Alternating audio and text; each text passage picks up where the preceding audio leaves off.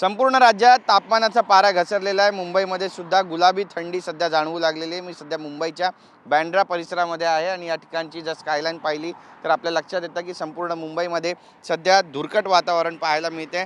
AQI 180 वर धोकादायक श्रेणीमध्ये एकीकडे पोहोचला आहे, तर दुसरीकडे आपण पाहतोय की तापमानात घट झालेली आहे।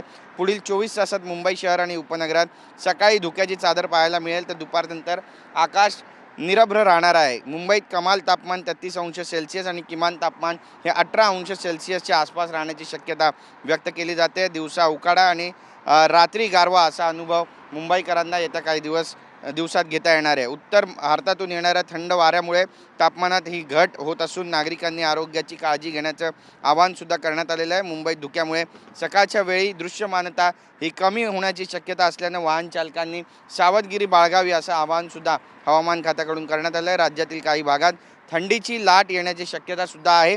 यामध्ये धुळे, नंदुरबार, जळगाव, नाशिक घाट परिसर, अहिल्यानगर, पुण्याचा घाट परिसर, कोल्हापूर या भागांचा समावेश असणार आहे। त्यामुळे मुंबईमध्ये जर विशेष करून बोलायचं झालं तर आता गुलाबी थंडी जाणवू लागलेली आहे आणि पुढील 15 ते 20 दिवस अशाच पद्धतीनं हवामान राहील अशी माहिती हवामान विभागाकडून मिळते। कॅमेरा पर्सन अमित चिगवणचा, गिरीश गायकवाड, TV9 मराठी, मुंबई।